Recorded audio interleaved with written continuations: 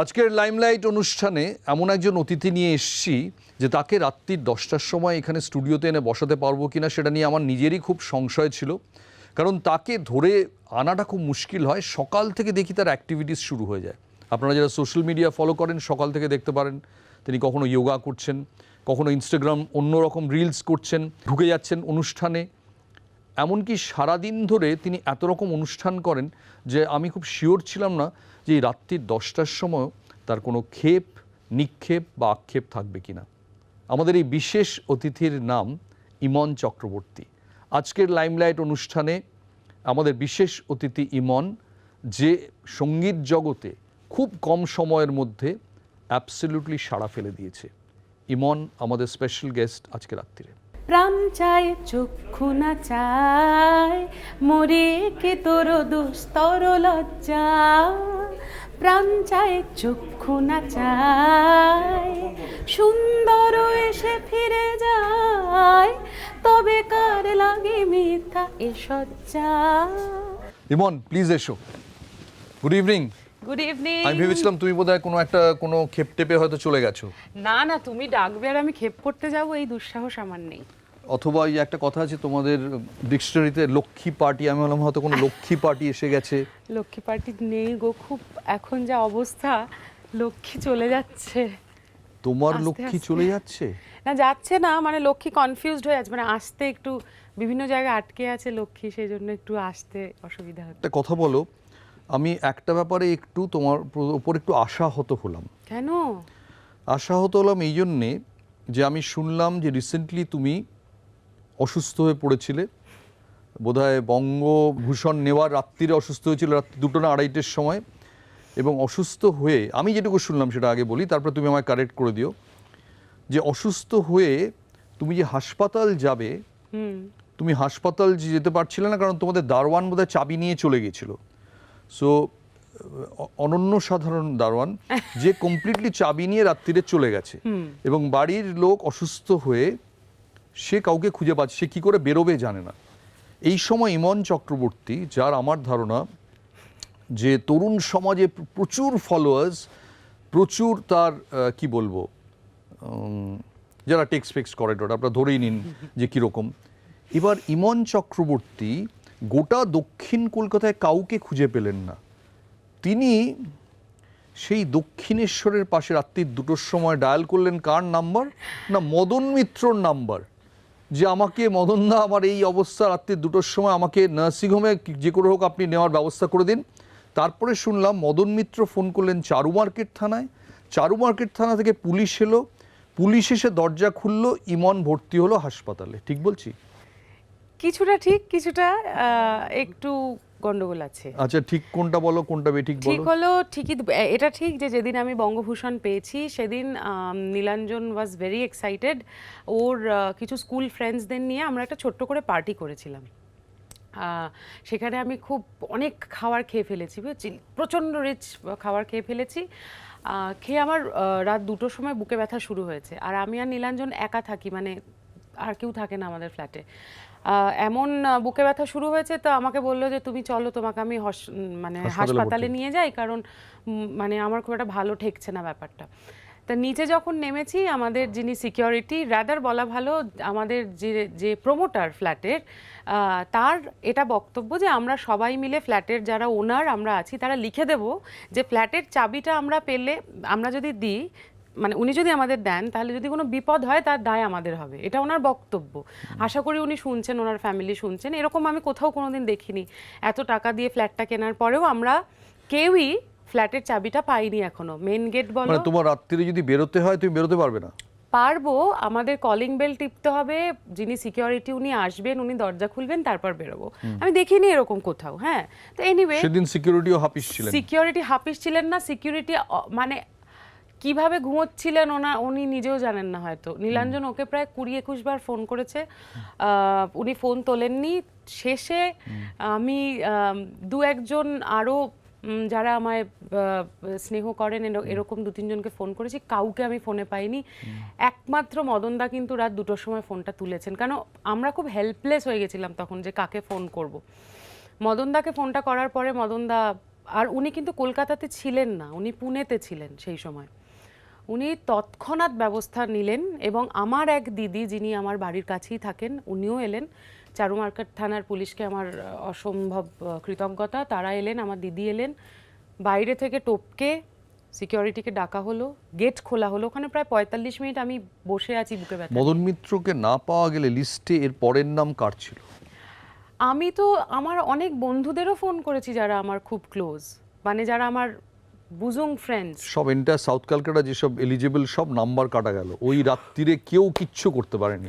না সত্যি করলো তো মদন দা, আমি কি করবো, ওই লোকটা ভীষণ হেল্পফুল, মানে যে কোনো সময়ে। ইনফ্যাক্ট নীলাঞ্জনের একবার কোভিড হয়েছিল, নীলাঞ্জন খুব সিরিয়াস হয়ে গিয়েছিল, তখনও মদন দাকেই ফোন করে পেয়েছি, মানে খুব ইজিলি অ্যাক্সেসেবল একজন মানে মন্ত্রী, আমি এটুকু বলতে পারি।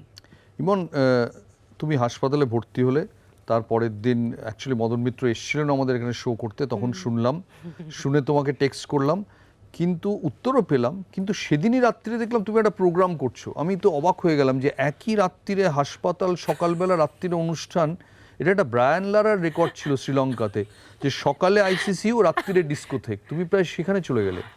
আমার একটা প্রি কমিটেড শো ছিল, আর আমাকে তো আমি গেছিলাম যেই হসপিটালে, সেখানে আমি রাখেনি, বেশ কয়েকটা ইনজেকশন দিল, দেওয়ার পর বললো যে আপনি বাড়ি চলে যান, বাড়ি গিয়ে রেস্ট করুন, ৩-৪ দিন রেস্ট করুন। কিন্তু আমার একটা শো ছিল পরের দিন, তো আমাকে যেতেই হয়েছিল শোটাতে, এবং একটা ফুল ফ্লেজেড একটা 2 ঘন্টার শো করে আবার বাড়ি এসে শুয়ে পড়েছিলাম। সো আই ওয়াজ ভেরি কিন্তু সেই দারোয়ান ভদ্রলোকের কি হলো?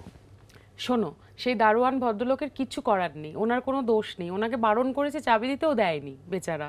হ্যাঁ, কিন্তু উনি খুবই দুঃখিত ছিলেন এবং বেরিয়ে প্রায় চোখে জল, কারণ উনি বুঝতে পেরেছেন যে আমি অসুস্থ, খুবই। উনি খুব সরি উনি গান শোনেন না? উনি কিছুই শোনেন না, কানেও শোনেন না। ও, গানটা শোনেন না বলে প্রবলেমটা আরো হলো। গান শুনবে কি, কিন্তু খুব একজন নিপাট প্রমোটার ভালো মানুষ। ভদ্রলোকও গান শোন, বাংলা গান শোনেন আমার না? মনে হয় না উনি শোনেন। না না, শোনেন কি শোনেন না জানি না, অদ্ভুত নিয়ম একটা অচলায়তনের মধ্যে মাঝে মাঝে থাকি বলে আমার মনে তাহলে হয়। কি লাভ হলো বঙ্গভূষণ পেয়ে, যে তুমি নিজের বাড়িতেই তোমার কোনো পাওয়ার নেই? আমার কোথাওই কোনো পাওয়ার নেই, আমি শুধু যখন মঞ্চে থাকি তখন আমি একটু পাওয়ার, আমি বুঝতে পারি যে আমার কিছু পাওয়ার আছে, তারপরে আর কোনো পাওয়ার আছে বলে তো মনে হয় না জীবী।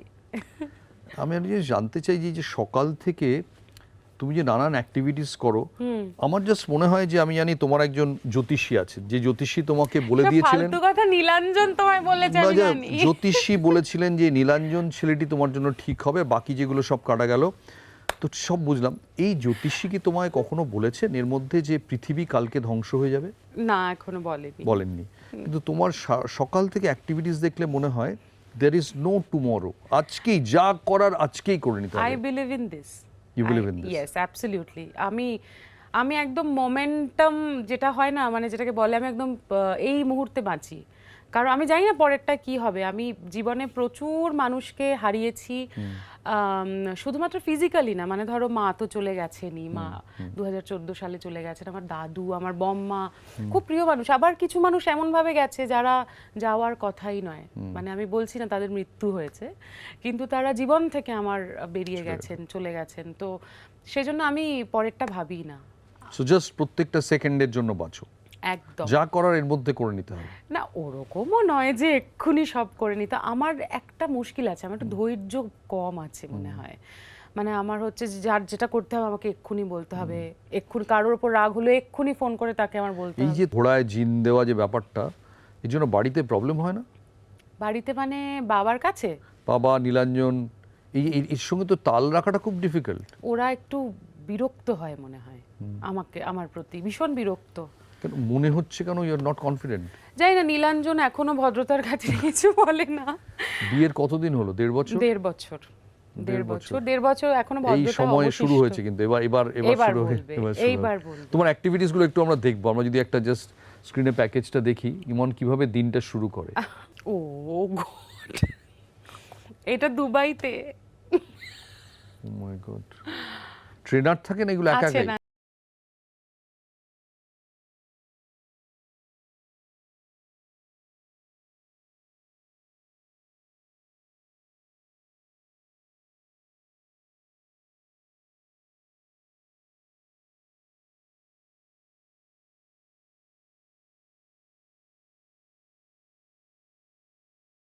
তোমার মেকআপ শুরু হয়ে যায়? না মোটেই না, কখনো নয়। এইটা কিন্তু শান্তনুদা করে, বুঝেছো? সারেগামাপা সেটে শান্তনুদা সবাইকে খেলায়। খেলায় ব্যাডমিন্টন? ব্যাডমিন্টন নয়তো একটা বটল রেখে দেওয়া হয়, সেটাকে টিপ করতে হয়। মানে উদ্দেশ্যটা কি, মানে এর মধ্যেই আছে, প্রোগ্রামের মধ্যেই আছে? প্রোগ্রামের মধ্যেই হয়, মানে ধরো যখন ব্রেক হয় এতক্ষণ বসে থাকা, একটা অ্যাক্টিভিটির মধ্যে থাকা। হাইপার অ্যাক্টিভ আমি না, শান্তনুদা, বুঝতে পারছো? মানে বসে নেই, যখন কমেন্ট করছে কিছু হাতে বলটা আছে, নয়তো কিছু একটা আছে, খুচখুচ করেই যাচ্ছে। কিন্তু শান্তনুদার সঙ্গে তোমার দেখা হওয়ার আগেও ততক্ষণ অবধিও চুপচাপ থাকে, তুমি তো দেখা হওয়ার আগেও অ্যাক্টিভ থাকো। এই যে সব নানান কাণ্ড ঘটতে থাকে এবং এর পরে এটা শেষ করে, জাজমেন্ট শেষ করে হয়তো তুমি আবার কোথাও চলে গেলে। হ্যাঁ যাই তো, তাই না? হ্যাঁ, কারণ আমার একটা কাজ চলছে, আমার প্রোডাকশন আছে একটি, যেটি আমরা লকডাউনের সময় করেছিলাম। তা স্পটিফাই, মানে আমি কি নাম নিতে পারি কি না আই ডোন্ট নো, মানে হ্যাঁ নিশ্চয়ই। তো স্পটিফাই ডিরেক্ট আমাদের প্রোডাকশন হাউসের সঙ্গে যোগাযোগ করেছে এবং একটি পডকাস্ট করছি আমরা স্পটিফাইয়ের সঙ্গে। তো সেটা প্রত্যেক সপ্তাহে আমাদের যায়, তো সেইগুলো রেকর্ডিংগুলো তোমার ড্রাইভার টেকে? আমার ড্রাইভার টাচউড, মানে আমিও যখন বড় হচ্ছি আমার ড্রাইভারও আমার সঙ্গে বড় হয়েছে আর কি, এত বছর মানে ধরে। ড্রাইভারও কি সকলে যোগা করে? নইলে এরকম ফিট কি করে হয় যে 18 ঘন্টা ধরে চলছে, 18-20 ঘন্টা? শোনো, আমি গিয়ে শুটিং করি আর নারুপ মেকআপ ভ্যানে ঘুমোয়, বুঝেছো? ওর একটা বালিশ আছে, একটা চাদর আছে, চাদর ফাদর চাপা দিয়ে নারু ঘুমোয়, ওর তো কোনো কাজ নেই। আমি আর গৌরব সারাক্ষণ খেটে মরছি আর কি, বেসিক্যালি ওর কাজ ঘুমোনো। ইমন থাকবে, গান থাকবে না তো হয় না। যে গানটা গেয়ে তুমি ন্যাশনাল অ্যাওয়ার্ড পেলে এবং বলতে গেলে ফিল্মের দুনিয়ায় একটা বিশালভাবে আবির্ভাব হলো, সেই গানটা যদি গাও। নিশ্চয়ই।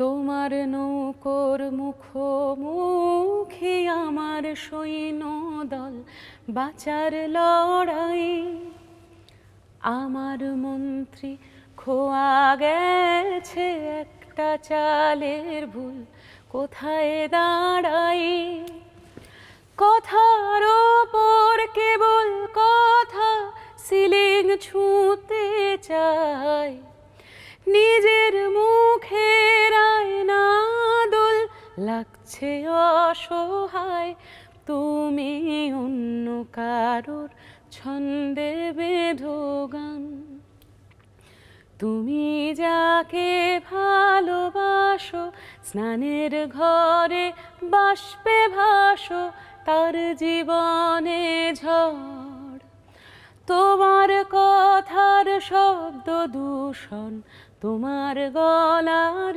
স্বর, আমার দরজায় খিল দিয়েছি, আমার দারুণ ঝড়, তুমি অন্য কারোর সঙ্গে বেঁধো ঘর। এই গানটা প্রায় একটা এমন একটা জায়গায় চলে গেছে যে প্রত্যেকের প্রাক্তনের কথা বোধহয় ভাবে। তুমি কি কারোর কথা ভাবো এই গানটার সঙ্গে মিলে গিয়ে? আগে ভাবতাম, এখন আর ভাবি না। গানটা গাওয়ার পর ভেবেছিলে? গানটা যখন গাইছিলাম তখন আমার একটা ওই ফেজটাই চলছিল যে প্রাক্তনকে মনে করে গাইতেই হতো আর কি, কিন্তু এখন আর ভাবি না। এখন ওটা ডিলিট হয়ে গেছে? ভুলেই গেছি। ভুলেই গেছো, ওকে। এই উত্তরটাও বললো, আমিও শুনলাম, আপনারাও শুনলেন। ইমন মানেই একটা, ইমন চক্রবর্তীর মিডল নেম হচ্ছে controversy. Oh my god, is it? তুমি কি মানে কাউকে কি রেখেছো যেরকম, মানে কি বলবো, লোকে সোশ্যাল মিডিয়া দেখে সেরকম ভাবে কেউ হয়তো অমুক সেক্টরটা এই টাকার জন্য একটা ফিনান্সের লোক থাকে দেখাশোনার জন্য, কন্ট্রোভার্সি দেখার জন্য তোমার দপ্তরে কোনো লোক আছে? আমি কি করেছি এমন কন্ট্রোভার্সিয়াল? বিভিন্ন সময়ে তোমার যেমন জাজমেন্ট নিয়ে একটা কন্ট্রোভার্সি হলো এবং তুমিও খুব রেগে মেগে তুমিও উত্তর দিলে, কি এক্স্যাক্টলি হয়েছিল? যে তুমি তোমার নিজেদের লোককে পাইয়ে দিচ্ছিলে? হ্যাঁ, লোকের কিছু মানুষের বক্তব্য ছিল যে যেই ছেলেটি ফার্স্ট হয়েছিল সেই ছেলেটি আমার দলে ছিল এবং he being a folk singer, ও ডিজার্ভ করে না ফার্স্ট হওয়াটা। তো এইটা অবধি ঠিক ছিল। তারপরে বলল যে আমি নাকি পয়সা খাইয়েছি যাতে ও প্রথম হয়। তো আমি ভাবলাম যে এটার তো কোনো মানে নেই, মানে তুমি চ্যানেলকে পয়সা খাইয়েছো? হ্যাঁ, চ্যানেলকে আমি পয়সা খাইয়েছি যাতে ও প্রথম হয়। তো আমি কিন্তু বেসিক্যালি কথাটা অর্কর হয়ে বলেছিলাম, কারণ আমার ওকে দেখে খুব খারাপ লাগছে। তো সেই জন্যই আমি লাইভটা করেছিলাম যে একটা বাচ্চা ছেলে এত খেটে কাজ করছে, কেন আপনারা ওকে এত পিছিয়ে দিচ্ছেন, এটা তো ঠিক নয়। সেই জন্যই লাইভটা কিন্তু করেছি। এরম তো হতে পারে যে তুমি গিয়ে চ্যানেলের একজন কর্তা ব্যক্তিকে বললে যে টাকা খাওয়ানোর কথা আমি বলছি না, দেখবেন একটু। না, কেন বলবো, কখনো বলবো না, কারণ বলনি? প্রথমত চ্যানেল শুনবে না, আমি তোমাকে এটা বলছি। ইমন চক্রবর্তী গিয়ে বললে চ্যানেল না, শুনতেও না, পারে, আচ্ছা ঠিক আছে কখনো। ইমনকে না করতে না। পারলাম না। কোনো দিন শুনতে পারে না, কারণ যে ডিজার্ভিং, আর ওর ওর ক্ষেত্রে স্পেশালি যেটা হয়েছিল, যিনি সেই সময় ফিনালের দিন যিনি জাজ হয়েছিলেন, শঙ্কর মহাদেবন, উনি শুনেই বলে দিয়েছিলেন যে এ প্রথম। সেখানে আমাদের কারোর কোনো কিছু করারই ছিল না। হ্যাঁ, এত ভালো পারফর্ম করেছিল যে ধারে কাছে কোনো তাহলে কন্ট্রোভার্সিটা হলো কেন? I don't know. আসলে দেখো, একটা হচ্ছে যে একজন লোকশিল্পী যে শুধু লোকগান গায়, একজন শিল্পী লোকগান গেয়ে কি করে প্রথম হতে পারে, এটা অনেকের বক্তব্য ছিল। কারণ আরো অনেকে যারা ছিল তারা বিভিন্ন ধরনের গান গায়, হ্যাঁ, কিন্তু অর্ক লোকগানটাও গেয়েছে, এবং ও কিন্তু আরো বিভিন্ন ধারার গানও গাওয়ার চেষ্টা করেছে, যদিও basically he is a folk singer. তো এটাই লোকের বক্তব্য। তো এটা কেন হবে? কোভিডের সময়ও তোমার এই সমাজ সেবা টেবা নিয়ে তখনও একটা ঝামেলা দেখা গেল। তো তোমার এরম একটা না হলে, মাসে একটা না হলে আমার মনে হয় তোমার শরীরটাই খারাপ যাবে। দেখো, আমি আমার কাজ করি, এখন যাদের মনে হয় যে তারা আমায় ট্রোল করবেন, হ্যাঁ, মানে অকারণে ট্রোলিং হয় আর কি, তো সেগুলো তো আগে আমি ভাবতাম সেগুলো নিয়ে, এখন আর ভাবি না। সকালে যোগা করলে ট্রোলিং বেটার সামলানো যায়? না না, যোগা নিয়েও ট্রোলিং হয়েছে। আচ্ছা। মানে যোগার পশ্চার দিয়ে আমি কেন ছবি দিচ্ছি, আমি কি নায়িকা হব, সেই জন্য আমি যোগা করছি, লোকের কিছু মানুষের বক্তব্য। এবং এগুলোতে দিলে নাকি সমাজের ক্ষতি হচ্ছে, বুঝতে পারছো? মানে এইভাবে কেউ ভাবছেন না, বা তারা ভাবছেন না যে আমি কাউকে ইন্সপায়ার করতে পারি। মানে যোগাটা তো খারাপ জিনিস নয়, কখনোই হতে পারে না। তো আমি যদি কাউকে ইন্সপায়ার করি, আমাকে দেখে যদি 10টা মানুষ যোগা শুরু করে, যেটা হয়েওছে, তো সেটাতে খারাপ কি আছে? সেটার মধ্যে খারাপ তো কিছু। তোমার পাগল ফ্যানরা কি বলে, মানে কিরম পাগল ফ্যান আছে তোমার, একটু শুনি। আমার অনেক ধরনের ফ্যান আছে।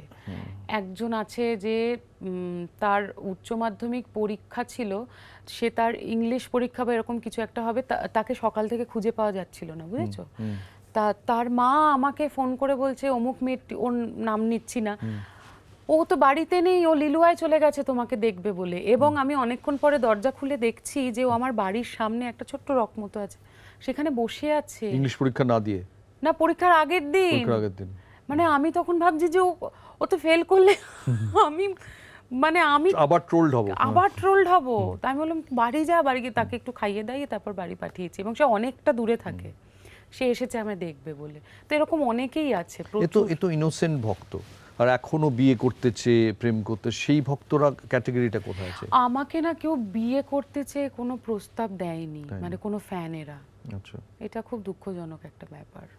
হ্যাঁ, বা প্রেম প্রস্তাব দিচ্ছে ফ্যানেরা, এসে হয় না কতজনের দেখি সেই রক্ত ফক্ত দিয়ে চিঠি ফিঠি লেখে, গোলাপ ফুল আসে বাড়িতে, এসব আমার হয়নি। এখনো ইমন চক্রবর্তীর পুরুষ ফ্যান যারা, এলিজিবল পুরুষ ফ্যানেরা এখনো ইমন দাবি করছেন তার কাছে নাকি এমনকি গোলাপ দিয়েও কোনো চিঠি আসেনি, রক্ত দিতে আসেনি। আরেকটা কন্ট্রোভার্সি হলো বঙ্গভূষণ পুরস্কার নিয়ে। হ্যাঁ, এটা যদি আমরা একটু ক্লিপটা দেখি। শ্রীমতী ইমন চক্রবর্তী, যার সঙ্গীত প্রতিভা বাংলা সঙ্গীত জগৎকে সমৃদ্ধ করেছে, সমস্ত ধরনের সঙ্গীত পরিবেশনার ক্ষেত্রেই যার পারদর্শিতা এবং সাবলীল গায়কী সঙ্গীতপ্রেমী মানুষকে মুগ্ধ করেছে। আমাদের অভিনন্দন শ্রীমতী ইমন চক্রবর্তীকে।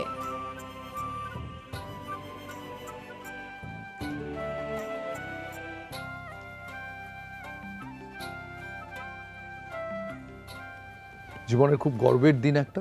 অবশ্যই। কিন্তু এই অ্যাওয়ার্ডটা তোমার ইন্ডাস্ট্রির মধ্যে বন্ধু সংখ্যা কতটা বাড়ালো? শুধু গায়ে শুধু নয়, ও লোক সংস্কৃতিও কিন্তু খুব ভালো করে। প্রশাসিক যে গানগুলো হয়, লোকশিল্পী হিসেবে ভালো গান করে। তো এটাতে ইন্ডাস্ট্রির মধ্যে বন্ধু সংখ্যা কতটা বাড়লো, কতটা কমলো? জিবি, আমার না ইন্ডাস্ট্রিতে খুব বেশি বন্ধু নেই। আচ্ছা। হ্যাঁ, মানে যাদেরকে সোকল্ড বন্ধু বলা যায়, সেরকম ইন্ডাস্ট্রিতে হাতে গুনে 3 থেকে 4 জন আছে যাদের আমি বন্ধু বলে মনে করি।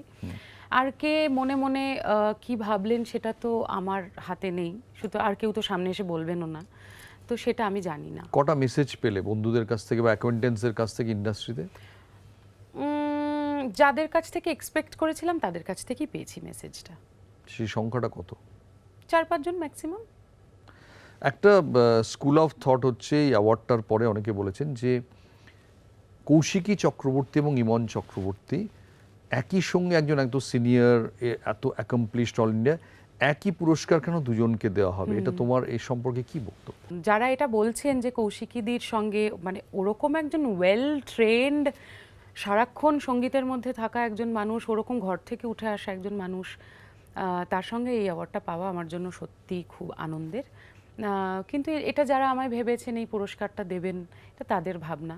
আজ থেকে 20 বছর বাদে একটা অনুষ্ঠানের জন্য ইমন চক্রবর্তীকে নির্বাচিত করা হলো, সে তার গোটা সাধনা সঙ্গীত জীবনের জন্য, এবং সেখানে একটি মেয়ে হয়তো 4-5 বছর গাইছে, নাম করেছে, 5-6 বছর খুব ভালো গাইছে, হয়তো 5-6 বছর গাইছে, তখন তোমার একই সঙ্গে সম্মানিত হতে কিরম লাগবে?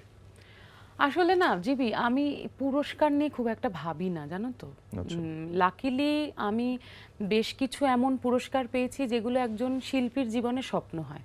হ্যাঁ, ন্যাশনাল অ্যাওয়ার্ড, ন্যাশনাল অ্যাওয়ার্ড যেরকম, যেমন ধরো ফিল্মফেয়ার বা WBJFA, যেগুলোই বলবে না কেন, যেগুলো একজন শিল্পীকে সামনের দিকে এগিয়ে নিয়ে যেতে সাহায্য করে, সেই পুরস্কারগুলো আমি পেয়েছি। আমি তার জন্য কৃতজ্ঞ যারা আমায় পুরস্কার দিয়েছেন, কিন্তু শুধু পুরস্কারগুলোই কিন্তু ডিফাইন করে না। মানে এরকম অনেক শিল্পী আছেন যারা আমার থেকে 1000 গুণ ভালো গান করেন, তারা সেই পুরস্কারটা পাননি, কিন্তু তার মানে এটা নয় যে তাদের সেই প্রতিভা কোনো অংশে কম হয়ে গেল। মানে কিশোর কুমার তার গোটা জীবনে যত 1000 গান গেয়েছেন, সেই অনুযায়ী কটা পুরস্কার পেয়েছেন উনি। ওনার তো আসল পুরস্কার দর্শকদের ভালোবাসা।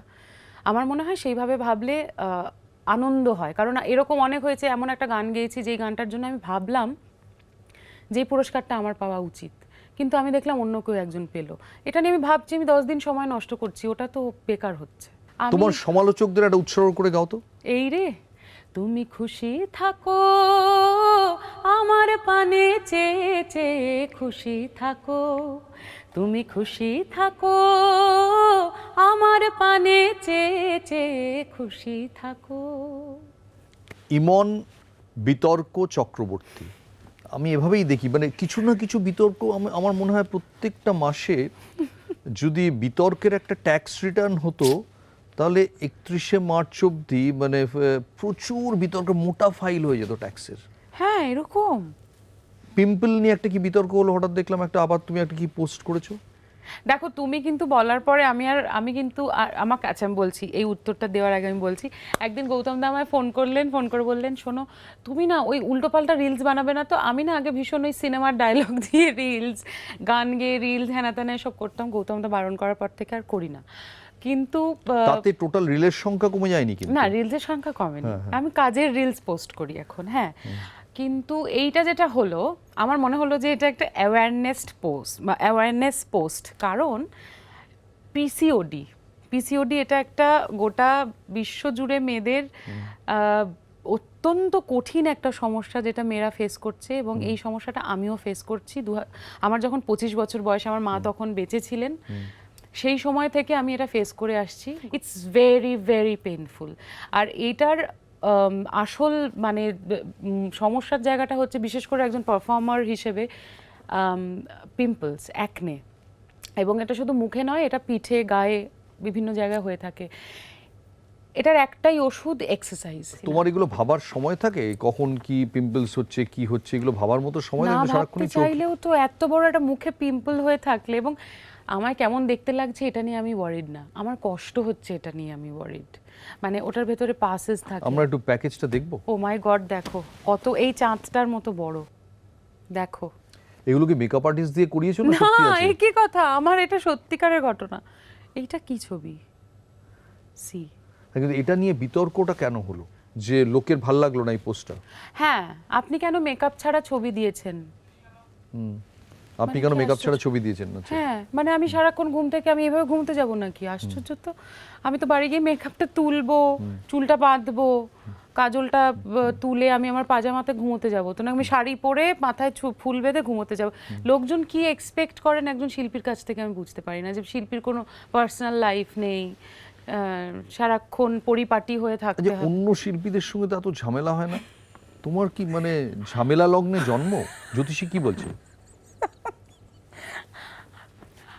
অন্য শিল্পীদের যেটা হয়, অন্য শিল্পীদের শান্ত সৌম্য ব্যাপার থাকে। আমি তো ওইটা একটা মুশকিল, এটা একটা খুব মুশকিলের ব্যাপার হয়েছে। শোনো, ছোটবেলায় আমি এমন একটা জায়গায় বড় হয়েছি যেখানে আমাদের ছাদ ছিল, ছাদে ওঠার সিঁড়ি ছিল না। তো সেই ছাদে আমি কিন্তু সুপুরি গাছ বেয়ে উঠতাম, বুঝতে পারছো? সুপুরি গাছ বেয়ে ছাদে উঠতে? হ্যাঁ, আবার সুপুরি গাছ বেয়ে ছাদ থেকে নামতাম। তো এইভাবে বড় হয়েছি, দাদাদের সঙ্গে ক্রিকেট খেলে, ফুটবল খেলে বড় হয়েছি। হ্যাঁ, তো সাইকেল চালিয়ে, মানে আমার বাড়ি লিলুয়ায়, আমি বেলুর গার্লসে যেতাম সাইকেল চালিয়ে, সেটা প্রায় 10 কিলোমিটারের ওপর রাস্তা, শাড়ি পরে। তো আমি এইভাবে বড় হয়েছি। তো আর আমি অনেক চুপ করে দেখেছি, লাভের লাভ কিছু হয় না। আচ্ছা, এটা কি সত্যি যে, আমি এটা শুনেছি, এটা তোমাকে কোনোদিন জিজ্ঞেস করা হয়নি, যে তুমি যখন রবীন্দ্রভারতীতে এসএফআই এর সেক্রেটারি ছিলে, প্রেসিডেন্ট আরো বেশি, সেক্রেটারির চেয়েও বেশি প্রেসিডেন্ট, তখন সহ উপাচার্যকে একদিন থানির তুলে মারতে গিয়েছিলে। ডিনাই করো না, ক্যামেরার সামনে সত্যি কথাটা বলো। এইসব বলো না, ছি ছি ছি। না না, থানির তুলে মারতে যায়নি, ওরকম কোনো, ওটা খুব বাজে একটা মানে ইনফরমেশন। কি, মানে একটা ঢিল তুলে মারতে গিয়েছিলে? সহ উপাচার্য না, উনি আমাদের ডিপার্টমেন্টাল একজন টিচার ছিলেন। তাকে মারতে গেছে না, তার গাড়িকে, কাকে মারতে গেছে? তাকে কেন মারতে যাব? আচ্ছা, তার গাড়িটাকে? আসলে ওনারা অনেকে ভাবতেন যে আমি যেহেতু সারা বছর সংগঠন করতাম আর খুব সিনসিয়ারলি, বুঝেছো, মানে আমি ওটাই করব ভবিষ্যতে এমএ পাস তুমি তো করে। সিপিএম এর জেলা কমিটি মেম্বারও ছিলে। সিপিএম এর না, এসএফআই এর। ও সরি, এসএফআই জেলা কমিটি মেম্বার ছিলে। ইয়েস, কলকাতা জেলা কমিটি জয়েন্ট সেক্রেটারি ছিলাম। জয়েন্ট সেক্রেটারি ছিল। তুমি তো আজকে এই যখন দেখো মীনাক্ষী, শতরূপ, এরা সব ঘুরে বেড়াচ্ছে ওরা সোশ্যাল আমার মিডিয়া, দারুণ বন্ধু। তো তোমার খারাপ লাগে না যে তুমি এসে? না না, আমার একদম খারাপ লাগে না, কারণ আমি জানতাম আমি কেন দলটা ছেড়েছি। কেন মানে ছেড়েছো?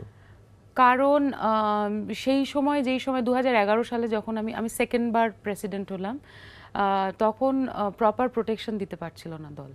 এবং আমরা খুব, এই যে এখানে গৌরবও আছে, মানে ও তো হসপিটালে ভর্তি ছিল প্রায়। মার খেয়ে?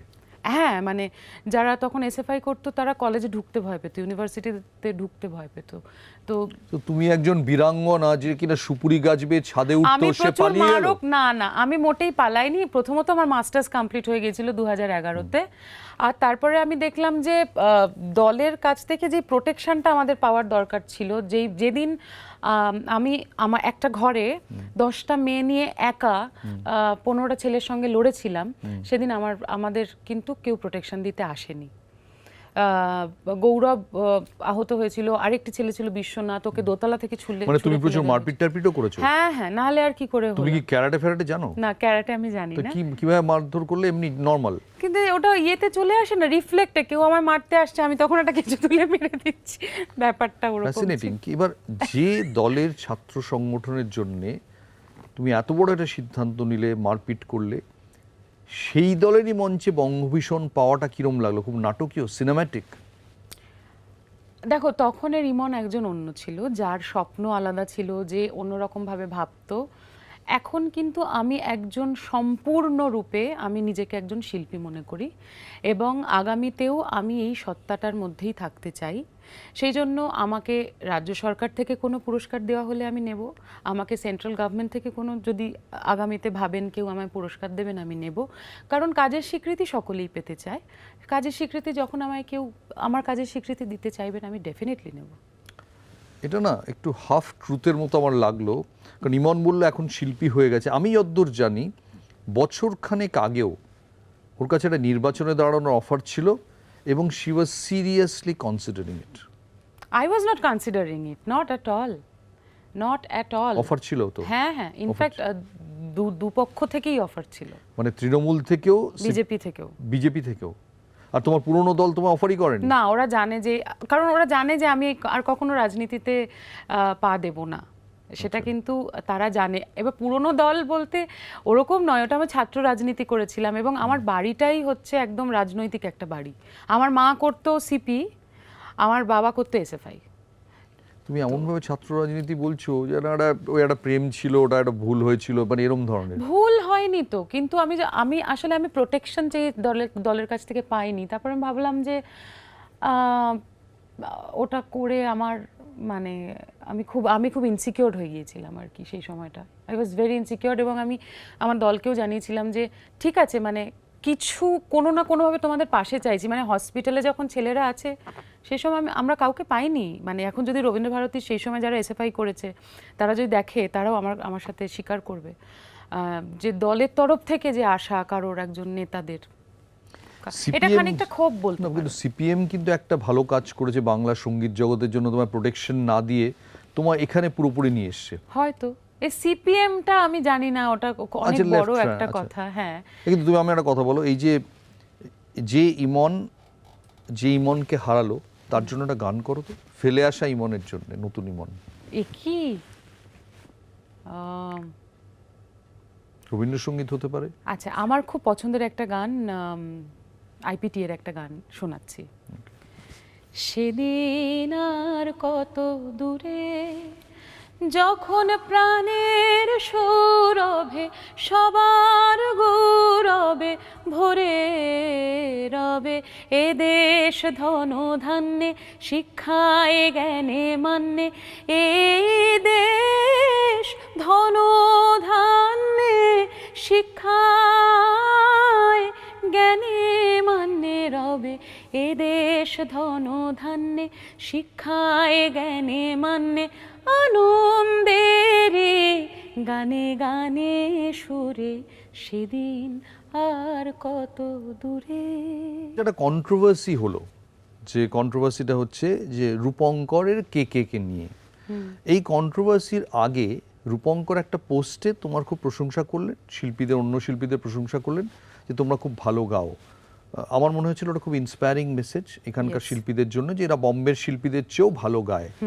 তুমি ক্রিকেট ফুটবলের কথা বললে, স্পোর্টসে এসব অহরহ হয়, বলা হয় যে তোরা বম্বের চেয়ে বড়, কর্ণাটকের চেয়ে বড়। কিন্তু তারপরে যখন আনফর্চুনেট কন্ট্রোভার্সিটা হলো, কেকের মৃত্যু যখন হলো, তখন তুমি একটা ফেসবুক লাইভ করলে, আমরা একটু দেখবো। বাংলার শিল্পীদের হয়ে তুমি কথা বলেছো, এবং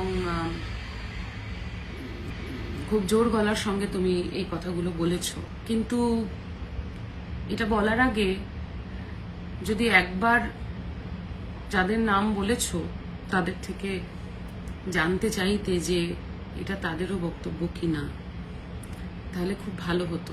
রূপঙ্করদার ওই যে বক্তব্য, যে যাই বক্তব্য সেটা আপনারা শুনেছেন এবং সেটা নিয়ে সোশ্যাল মিডিয়া তোলপাড় হয়ে যাচ্ছে, আমি এইটুকুই আমি জানাতে এসেছি যে সেই বক্তব্যের সঙ্গে পার্সোনালি আমি সহমত পোষণ করি না।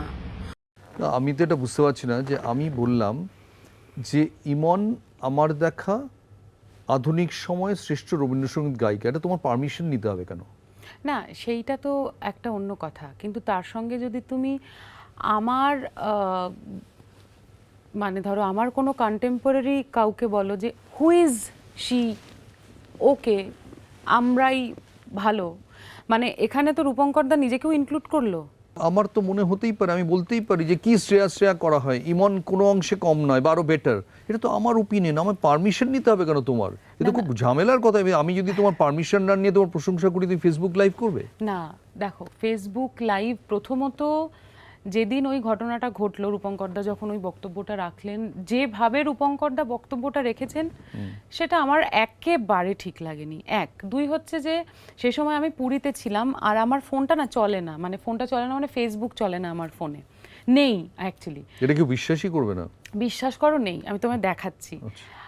ইনস্টাগ্রামটা আছে। তো আমি সি বিচে গেছি, কয়েকজন ভদ্রমহিলা ভদ্রলোক এসে আমাকে বলছেন যে রূপঙ্কর অমুক একটা কথা বলেছে, আপনারা এটাকে সহমত পোষণ করেন। আর ট্রিগার্ড আরও হয়েছে যেহেতু কেকে চলে গেলেন।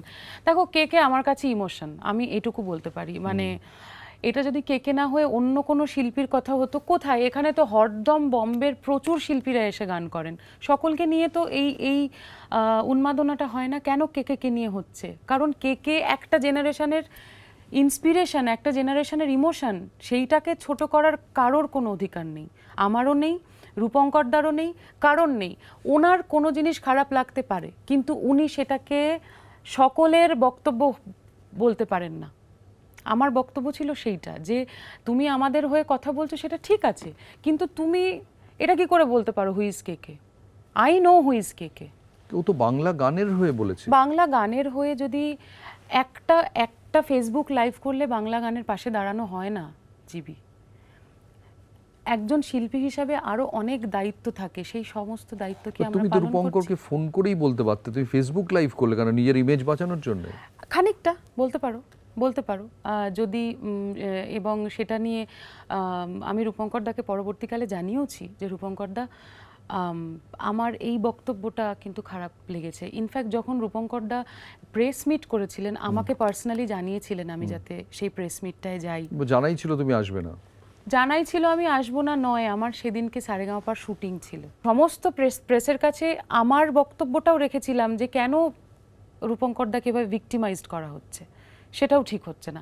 কিন্তু রূপঙ্কর দা আমার একজন প্রিয় শিল্পীকে যেভাবে বলেছেন আমি সেটার সঙ্গে সহমত পোষণ করতে পারছি না। মানে অহরহ তুমি বলো কত শিল্পীরা বম্বের অনুষ্ঠান করতে আসছে চলে যাচ্ছে, কোথাও তো হল উপচে পড়ে না, কোথাও তো 7,000 লোক হয় না 2,000 লোকের জায়গায়। কেকের জন্য কেন হচ্ছে? বিকজ হি ইজ কেকে, সেই জন্য। আর ওনাকে আর আমাদের জেনারেশনে সবাই যেরকম ভালোবাসে আমিও ঠিক সেরকমটাই। তুমি আর রূপঙ্কর আধুনিক সময়ের আই গেস সবচেয়ে বেশি ব্যস্ত শিল্পী। তো এই ঘটনায় তোমাদের বন্ধুত্ব নষ্ট হয়েছে?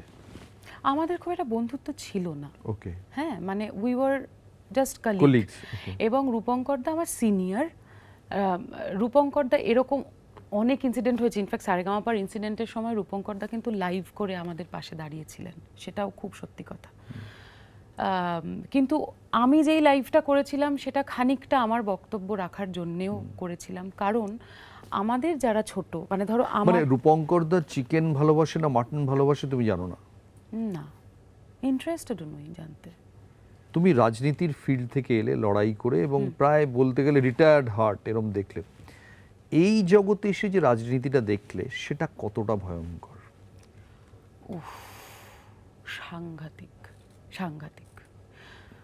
মানে আমি অনেক সময় দেখি জানো তো জিবি, ধরো কোথাও, কারণ আমি তো ধরো লিটারালি, তুমি তো আমায় বলো গ্রামের শিল্পী, গ্রাম মফস্বলের শিল্পী, সত্যি মানে আমি যেখান থেকে এসেছি সেখানে লোকজন না অনেক অমায়িক, মানে এত কিছু বোঝে না। এবার আমি যখন প্রথমে এসে এখানে পড়েছি আমি না কিছু ধরতেই পারতাম না যে কি হচ্ছে।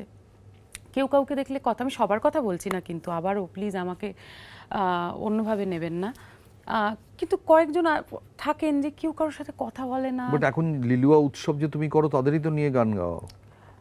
না, তাদের নিয়ে করি না অ্যাকচুয়ালি। তাদের বাদ দিয়েছো লিলুয়া উৎসব থেকে? হ্যাঁ, মানে আমার মনে হয় না, কিন্তু 2-4টে নাম আছে। না নেই। বেশিরভাগ লোকজনই আমায় ভালোই বাসেন আর কি, হ্যাঁ? এমন বেশিরভাগ লোকজন আমায় ভালোই বাসে। ভালোবাসে, আচ্ছা। কয়েকজন আমি দেখেছি, দেখলে হাসেও না, তাকায়ও না, কথাও বলে না। আমি আগে নিজে গিয়ে যেচে কথা বলতে যেতাম, তারপর আমি দেখলাম যে কোনো মানেই হয় না। মানে একবার ধরো কথা বললাম, আবার পরের দিন গিয়ে না, আমাকে এটা সত্যি যে তুমি যখন প্রথম লিলুয়া থেকে এলে এবং এখানে সঙ্গীত জগতে যাতায়াত শুরু করলে, একটা লবি খুব সক্রিয় ছিল তোমায় উঠতে না দেওয়ায়। তাই এরকম আমি হলে জিজ্ঞেস তো করছি তো, আমি জানি না। হয়তো ছিল, কারণ আমি আমার নিজের সম্পর্কে এমন অনেক কথা শুনতাম যে কথাগুলো আমি নিজেই জানি না। যেমন আমি কার সঙ্গে কোন একটা বয়স্ক লোকের সঙ্গে কোথায় একটা থাকি, আমি এসে একদিন মাকে বললাম, মা আমি কার সঙ্গে থাকি আমি সেটাই জানি না। মা তখন বললো, বাহ, এই তো এবার তুমি একটা কাজের কাজ করছো আর কি।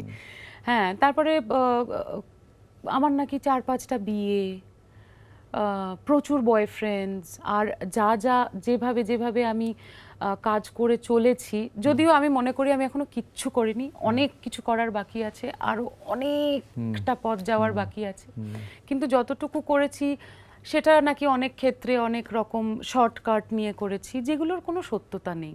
আমি ঈশ্বরে বিশ্বাস করি এবং আমি এটা মনে করি যে যদি কেউ তার কাজের প্রতি ডিসঅনেস্ট হয়, শর্টকাট বাছার চেষ্টা করে, ঈশ্বর তাকে কোনো জায়গা দেন না, আমার মনে হয় না। এদের মানে তোমার যেরকম স্পিরিট, এদের এগেনস্টে পরে প্রতিষ্ঠিত হয়ে সফল হয়ে বদলা নেওয়ার কথা ভাবনি? ছি, কেন, কখনো না। আচ্ছা, কিসের বদলা নেব? আমি আমার মতো করে কাজ হিন্দি করছি। সিনেমার সেকেন্ড হাফ না? হিন্দি সিনেমার সেকেন্ড হাফ আছে, ধামাকা আরো বড় হবে। আরো বড় হবে? আচ্ছা, I am sure about it. ওই মিনিবাসের পেছনে লেখা থাকে যে দেখবি লুচির মতো ফুলবি আর জ্বলবি। যার ফুলতে ইচ্ছা হবে ফুলবে। 4-5 জন সিঙ্গারের নাম বলছি, জাস্ট এক লাইনে তাদের সম্পর্কে বলো। ওকে, জয়তী চক্রবর্তী। রবীন্দ্রসঙ্গীত, মানে আমি রবীন্দ্রনাথের গান জয়তীদি ছাড়া খুব কম ভাবতে পারি। লোপামুদ্রা মিত্র। ইন্সপিরেশন। শ্রাবণী সেন। অসাধারণ একজন মানুষ, অসাধারণ। স্বাগতা লক্ষ্মী দাশগুপ্ত। গুরু। তুমি তো প্রত্যেকটাই ভালো বলে চলে গেলে। তো এটা তো আমার ভালো। আচ্ছা, রূপঙ্কর। রূপঙ্কর দা, রূপঙ্কর দা গুণী, ভেরি ট্যালেন্টেড। শ্রীকান্ত আচার্য। বড় দাদা মানে আমার কাছে। তো তাহলে আমি জিজ্ঞেস করছি যে প্রত্যেকেই সবাই ভালো, তুমি নাম জানতে চাইছো? বলবো না। সব বাইরে। প্রথম প্রথম যখন এগুলো শুনতে বিয়ের সম্পর্কে, তখন ফিরে গিয়ে কি চোখের জল ফেলতে, না আরো আরো স্ট্রং হতে, কি করতে? হ্যাঁ, চোখের জল ফেলতাম, চোখের জল ফেলতাম, কাঁদতাম, ডিপ্রেশন হতো। সেই সময় বয়ফ্রেন্ড ছিল নিশ্চয়ই, তাকে বলতে? আমার সব সময় বয়ফ্রেন্ড ছিল। Very good. হ্যাঁ, আমি কোনো সময় বয়ফ্রেন্ড ছাড়া ছিলাম না। Very good. তো বয়ফ্রেন্ডকে বলতে না মাকে বলতে? মাকে বলতাম। আমার মা দারুণ একজন মানুষ ছিলেন, মানে তুমি কল্পনাও করতে পারবে না কতটা প্রোগ্রেসিভ ছিলেন। মাকেই বলতাম সব। একবার তো একজন আমার একটা অনুষ্ঠানে আমার নাম চলে গেল খবরের কাগজে। প্রথমবারের বিজ্ঞাপনটায় আমার নাম ছিল, তারপরের বারের বিজ্ঞাপনটায় দেখলাম আমার নাম নেই, অন্য একজন শিল্পীর নাম চলে এলো। তো এগুলোও হয়েছে। প্রচুর হয়েছে। হ্যাঁ হ্যাঁ, স্টুডিও থেকে বের করে দিয়েছে আমাকে। জানো তো কে? না, আমি জানি না। তাকে আমি মানে তাকে আমি অত্যন্ত ভালোবাসি, and I love him the most. Indradeep da. Studio থেকে কেন বার করে দিয়েছে? গান গাইতে গেছিলাম অনেক বছর আগে, আজ থেকে। হ্যাঁ, এবার ইন্দ্রদীপ দা শুনেছে এই মেয়েটা অল্প আধটু গাইছে। এবার আমি যাওয়ার পরে অত্যন্ত অখাদ্য একটা মহালয়ার গান, মানে গাইতেই পারিনি। ইন্দ্রদীপ দা অনেকক্ষণ ধরে গানটা শুনছে, শুনে বললো, এই শোনো, তুমি আগে গান শেখো তারপর আসবে, বলে বের করে দিল। এবার যখন বেরিয়ে আমি গাড়িতে উঠে চলে যাচ্ছি, শোনো শোনো শোনো শোনো দিয়ে একজনের নাম্বার দিলেন, ফোন নাম্বার, সন্দীপ স্যারের নাম্বার দিলেন, দিয়ে বললো সন্দীপের কাছে যাবে, গান শিখে 1 বছর পরে যোগাযোগ করবে। 1 বছর পরে যোগাযোগ করলাম। এরপরে আমাকে দিয়ে আইডি, খুব বেশি গান গাওয়াইনি, কারণ এখনও আইডি মনে করে আমি খুব একটা ভালো গাই না, এখনও তৈরি নই। আমায় বলেছে আইডি যে তুমি যখন তৈরি হবে তোমার জীবনের সেরা গানটা আমি গাওয়াবো। একটা গান তুমি যে গানটা গাইলে, হঠাৎ করে অনেকেরই মনে হলো, যে যারা হয়তো তোমার রেগুলারলি স্টেজ শো ফলো করেন না, যে তুমি যে অনেক রকম ডাইভার্সিফাই করছো, বিভিন্ন গানে চলে গেছো, স্পেশালি লোক গানে যারা জানেন না, যারা তোমাকে রবীন্দ্রসঙ্গীত শিল্পী হিসেবে বেশি দেখেন, তারা কিন্তু রঙ্গবতী শুনে অবাক হয়ে গেছে। অবাক না, খুব ডিসহার্টেন্ড। কেন? খুব দুঃখিত তারা। কি বলছে তারা? তারা একদিন আমাকে একজন ভদ্রলোক ফোন করলেন, ফোন করে বললেন, শোনো ভাই, তুমি একজন রবীন্দ্রসঙ্গীত শিল্পী, তুমি সারেগামাপাতেও সব নাচানাচি করবে না। তা আমি ওনাকে কিছুতে বোঝাতেই পাচ্ছি না যে দাদা, আমি শুধু রবীন্দ্রসঙ্গীত শিল্পী নই, মানে আমি একজন শিল্পী। যেই ধরনের গানই আমার কাছে আসবে না কেন, আমি সেটা গাওয়ার চেষ্টা করব। মানে শুধু রবীন্দ্রনাথের গান আমি এখন গাই না, মানে কোনোদিনই গাই না। আমি বরাবরই লোকগানটাও গাই। তো না, তুমি নাচবে না। আমি বললাম যে দাদা, আমি যখন নাচবো তখন টিভিটা বন্ধ করে দেবেন, আবার 5 মিনিট বাদে চালাবে, আর কি বলবো। রঙ্গবতী এই গানটা সুপারহিট হয়েছিল রাদার, বেশ কিছুদিন পেছনেই চলে গেছে, একটু আমাদের দর্শকদের জন্য। হে রঙ্গবতী রঙ্গবতী, হে রঙ্গবতী রঙ্গবতী, হায় রঙ্গবতী রঙ্গবতী, রঙ্গিলা অন্তরে হাবুডুবু তোমারই কথা। হে রঙ্গবতী রঙ্গবতী, রঙ্গিলা অন্তরে হাবুডুবু তোমারই কথা। চমৎকার। একটাই দুঃখের, সেটা হচ্ছে যে আমার মনে আছে আমি তোমায় প্রথম গানটা প্রাক্তন যখন হিট হলো, তারপর একটা অনুষ্ঠানে তোমায় নিয়ে গিয়েছিলাম। রঙ্গবতীর পর যখন তোমায় ময়দানের একটা ক্লাবের জন্য প্রোগ্রাম করতে বললাম, তুমি যেটা রেটটা বললে, আমি শুনে অবাক হয়ে গেলাম। আমি কি, রিমন রেটটা তো বললো না দাদা, রঙ্গবতী তো হিট হয়ে গেছে। এবার তোমার 3 নম্বর গানটাও রিসেন্টলি আবার হিট হয়ে গেছে, টাপাডি। আমি জানতে চাই, এই যে বেলা শুরুর গানটাও হিট হয়ে গেল, রেট কি আবার বেড়ে গেল? হ্যাঁ, রেট বেড়ে গেল, মানে প্রত্যেকটা পার হিট গান রেট বেড়ে যাচ্ছে। সবাই তাই করে, আমি কি করব বলো। আর এমনিতেই তো কলকাতায় টাকা নেই, মানে এমনিতেই বাংলার শিল্পীদের তো কেউ টাকা দিতেই চায় না। তো একটুখানি 1-2 গান ঈশ্বরের আশীর্বাদে হিট হচ্ছে, সেজন্য টাকা তো বাড়াতেই হবে, নাহলে কি করে হবে বলো? আমাকে তো চলবে? আরবানায় একটা ফ্ল্যাট কিনতে হবে। আরবানা তোমায় প্রথম ওই দারোয়ানের থেকে, ওই প্রমোটারের থেকে বেরিয়ে একটা ফ্ল্যাটে যেতে হবে, একদম। যেখানে রাত্রির আর মদন মিত্রকে ফোন করতে হবে না। আমি ওই অপেক্ষাতেই আছি, বাবার পারমিশনের এখন শুধু অপেক্ষা। এবার আমরা প্রায় অনুষ্ঠানের অনেকটা শেষ দিকে চলে এসেছি। আমরা এখানে একটা কনফেশন বক্স আছে, অর্থাৎ Okay. এখানে যে কথাগুলো তুমি অনুষ্ঠানের মধ্যে বলনি, খুব কায়দা করে এড়িয়ে গেছো, আমায় যেটা বললে নাম বলবো না, সেই কনফেশন বক্সে দেখো তো কি কনফেশন করতে পারো যেগুলো তুমি আমার কাছে এড়িয়ে গেছো, কিন্তু যেগুলো তুমি প্রতিনিয়ত নিজের সঙ্গে কথা বলো, অর্থাৎ মি টাইমে তুমি নিজেকে বলো, সেটা একটু ক্যামেরার দিকে তাকিয়ে যদি বলো। আমি হৃদয়ের কথা বলিতে ব্যাকুল, শুধাইল না কেহ, একমাত্র জীবী আমাকে জিজ্ঞেস করলেন। না, আমার না মানে সেরকম কোনো কনফেশন নেই। কিছু মানুষের কি বলবো, মানে একটু একটু আমার মনে হয় একটু বন্ধুত্বটা থাকলে না যে কোনো ইন্ডাস্ট্রি এগোতে হেল্প করে আর কি। মানে কেউ কারোর আনন্দে যদি আনন্দিত হয়, সেটা মনে হয় ইন্ডাস্ট্রির জন্য ভালো, যে কোনো ইন্ডাস্ট্রির জন্য। তো একটু মন ভালো রেখে, খুশি রেখে, মন খুলে সকলে মিলে একটু গান বাজনা করি, এটাই চাই। তুমি এক্ষুনি কনফেশন বক্সে যা বললে তাতে মোটামুটি তুমি নির্বান্ধব। তার আগে বলেছো তুমি ইন্ডাস্ট্রিতে খুব পপুলার। তুমি তো এখনো পলিটিক্সে নামোনি, কাজে একটা কথা বলো তো সিরিয়াসলি, কোনটা সত্যি? না না, আমার বন্ধু বান্ধব আছে, আমি সেটা বলছি না। আমি নির্বান্ধব একেবারেই না। আমাকে দেখে তোমার মনে হয় আমি নির্বান্ধব হতে পারি? আমি যেখানে ইন্ডাস্ট্রির মধ্যে বলে 4টে SMS এসছে বঙ্গভূষণের পরে। হ্যাঁ হ্যাঁ, সেরকমই এসছে। হ্যাঁ, তুমি যে কজনের নাম বলেছো তারা কেউ আমায় মেসেজ করে। আচ্ছা, আমি জানি যে এটার পরে আবার রেট বেড়ে গেছে, কিন্তু আমাদের তো সে রেটটা দিতে হচ্ছে না, দর্শকদেরও দিতে হচ্ছে না, আমাকেও দিতে হচ্ছে না। তো এটা একটু প্লিজ দর্শকদের জন্য করো, যাতে তারা খুশি হন। কোনটা গানটা? বেলা শুরুর গানটা। বেলা শুরুর গানটা। আশ্বিন ফাগুন মাসে পরাণ ঘাসে নতুন বিয়ের ফুল ফুটিছে, উথালি পাথালি মনে আলতা কোণে নতুন বিয়ের ফুল ফুটিছে।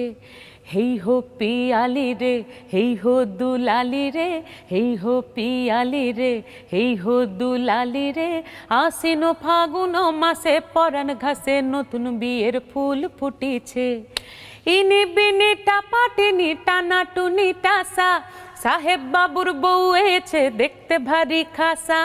উলো কুটি ধুলো কুটি গৌরী হেন ঝি, তোর কপালে বুড়া বর করবো আমি কি। দারুণ। আমার একটা কথা বলো, লাস্ট প্রশ্ন আজকে রাত্রিরের। ইমন চক্রবর্তীর উইশ লিস্ট তো সবই প্রায় টিকড হয়ে গেছে, আর কি বলিউড শুধু বাকি রইল বোধহয়। আমার অনেক উইশ লিস্ট আছে। আরো আছে? হ্যাঁ হ্যাঁ। ন্যাশনাল অ্যাওয়ার্ড হয়ে গেল, বঙ্গভূষণ হয়ে গেল, 3টে সুপারহিট গান হলো, রেট বেড়ে গেল 3বার। জিবি, আমি তোমাকে বললাম না, হ্যাঁ রেটটা তো বাড়াতেই হবে, কিছু করার নেই।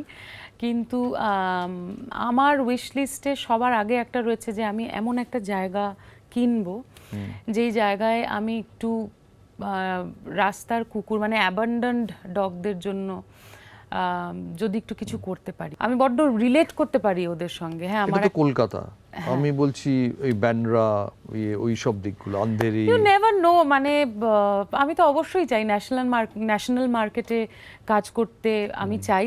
তবে এখন এমন একটা পরিস্থিতি হয়ে গেছে, এখানের ব্যস্ততাটা বেড়েছে, তো ওখানে গিয়ে থাকা হয়তো পসিবল হবে না।